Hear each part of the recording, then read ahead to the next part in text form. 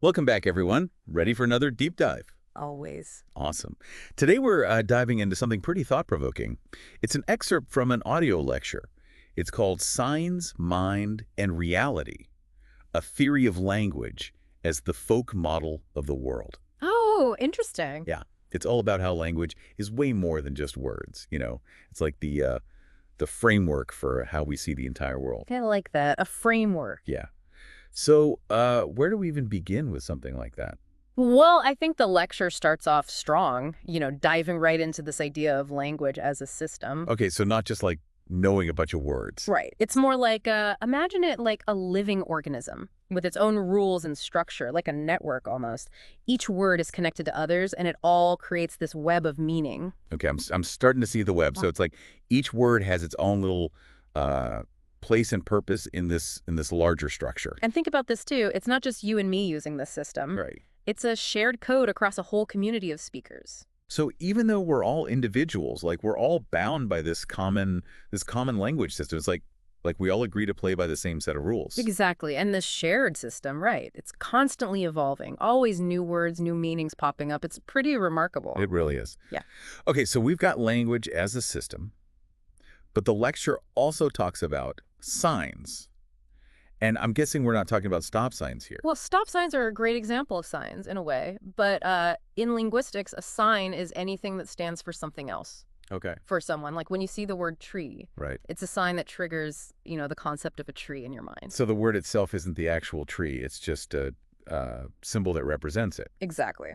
And the lecture argues that these signs are like the building blocks of our entire language system. Okay. So just like how molecules are the basic units of matter, signs are the basic units of meaning. This is where it starts to get a little mind-bendy for me. If words are just signs, just symbols, how do they actually convey meaning? Well, that's where this idea of meaning having two layers comes in. The lecture talks about meaning proper. That's like the fixed dictionary definition of a word. So meaning proper is the core meaning, like the one we all kind of agree on. Right. But then there's another layer, it's called value. That's how that meaning can like shift and play out differently depending on the context. Okay. So meaning proper is stable, but value is where things get a little messy. Yeah. Think about the word heat. Like Okay. the meaning proper is, the quality of being hot. Mm-hmm. But the value can change drastically depending on the situation. Right. Like you might say, turn up the heat. Right, like with the thermostat. Exactly. But you could also say the competition is heating up, meaning things are getting intense. Right. Same word, totally different interpretations. Exactly. And that's what makes communication so dynamic, right? Yep. The speaker and the listener both contribute to this dance of meaning. That's a cool way to think about it.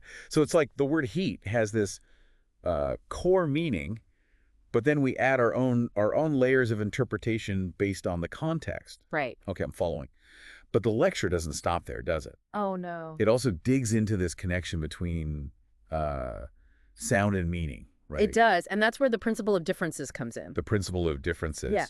This concept is basically saying that both sounds and meanings gain their identity through their differences from one another. Okay. So it's this like interplay of similarity and difference. Yeah. And that's how we can distinguish between words and grasp those unique meanings. So can you give us an example? Like, how does this principle of differences actually work in practice? Sure.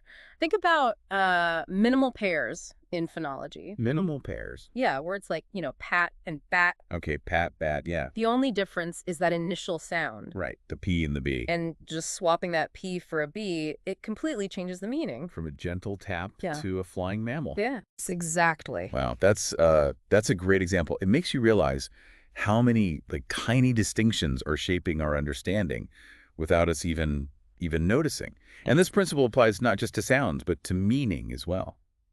Absolutely. The lecture argues that meanings are defined by how they contrast with other meanings within the system. So it's all about those relationships. Each word has its own little niche. Yeah. But the lecture also gets into how words actually function within sentences, right? Mm-hmm. Not just on their own. Right. It does. And this is where things get even more layered. The lecture introduces this concept of words having like primary and secondary functions. Primary and secondary. Okay. So they take on different roles depending on how they're used in a sentence. Oh, okay. So it's not just about what a word means on its own, but also how it acts within a sentence. Exactly. Hmm. Like, take a noun, like tree. Okay. It can be the subject of a sentence, like, the tree is tall. Right. But it can also be the object, like, I climbed the tree. Oh, so the same word can play different roles depending on the sentence structure. Right. That's so interesting. It's like a word can wear different hats. Uh-huh. That's a great way to put it. And then the lecture gets even more interesting when it talks about superposition. Superposition, like in physics. Kind of. It's this idea that multiple meanings or functions can be layered onto a single word. Okay, so it's not just one job per word. Right. And this layering gets even more complex, when you consider how those functions can shift and interact based on the context. Whoa, so we're talking about not just what a word means, but how it acts in a sentence and how that sentence fits into like the whole conversation. It's a lot. That is a lot to wrap your head around. But, there's still one big question that we haven't really touched on yet. What about the relationship between language and thought? Like, does language just reflect our thoughts, or could it actually shape how we think? Now that is the big question. And that's where this lecture dives into one of its most intriguing ideas, this idea of language as a folk model of the world. Folk model. Yeah. And we'll have to unpack that one in part 2. Okay, so this folk model idea sounds a little mystical, It's not about magic, no, but it is about how language shapes, like, our whole understanding of the world. It's almost like a set of mental blueprints, Mental blueprints, okay. Yeah, it's how we categorize things, make connections, make sense of everything around us. So language is providing the framework, the building blocks for how we actually understand reality. Exactly. And what's fascinating is that this folk model, it's not universal. Okay. Different languages, they carve up the world in different ways. Oh, interesting. Like they might have unique words for certain concepts or group things together that other languages keep separate. So are you saying that the specific language we speak actually like influences how we see the world? That's what this lecture is suggesting, yeah.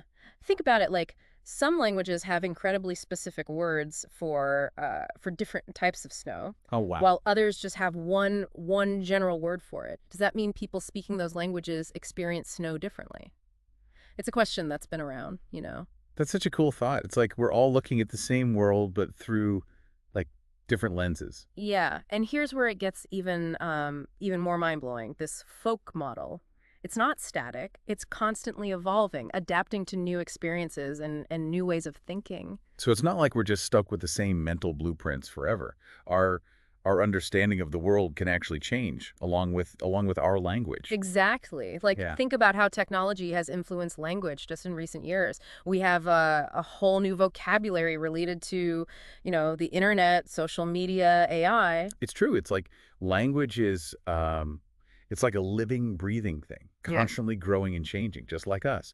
Right. And those changes in language then influence how we think about those new concepts. It's like a feedback loop. Wow, that's really incredible. This lecture is really making me think about the power of language in a whole new way. It's not just, communicating information. It's like it's shaping our whole perception of reality. That's the beauty of linguistics. You start to see these hidden structures and meanings that underlie everything, really. How we communicate our thoughts and, yeah, our understanding of the world. Before we move on, can we just like quickly recap what we've talked about so far? Sure. We started with language as a system, right, of signs, this whole idea of the folk model shaping our view of the world. Right. We talked about the 2 layers of meaning proper and value. And of course, the principle of differences, how meanings emerge from, the relationships between words and sounds. It's amazing how it all fits together. But now for the big finish. What's the takeaway message here? What should we all be thinking about? Well, the lecture really emphasizes that language, like any good model, is constantly evolving. And that raises a big question. How are new words, new meanings, and new ways of speaking shaping how we understand the world today? What shifts are happening in our folk model right now? Yeah, that's a really good point. It makes you realize that language isn't just, something we inherit. It's something we're actively creating. Exactly. And the pace of change is just, wow, it feels faster than ever, Yeah. especially with technology pushing the boundaries of what we can even talk about. Like our language is trying to keep up, you Yeah. know? All these new technologies, new social movements, they all need new ways of speaking. Right. And think about what that means for our for that folk model.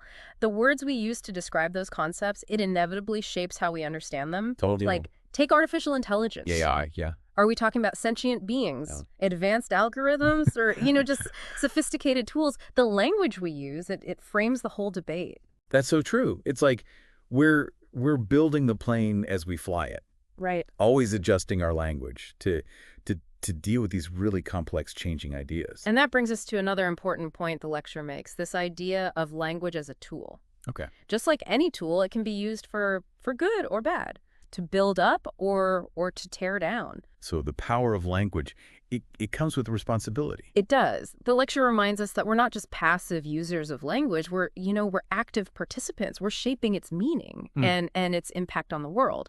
Every word we choose, every sentence, it all contributes to how this whole system evolves. It's really incredible. This deep dive has been eye-opening, to say the least.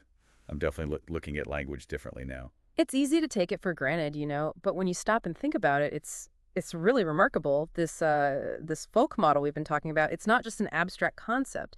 It's the foundation of our shared reality. It really is. It shapes how we communicate, how we think, how we interact with the world around us. It's been a fascinating journey for sure. I feel like I've learned so much, about the power of words. And remember, this is really just a glimpse into this whole field. Huh? There's so much more to explore.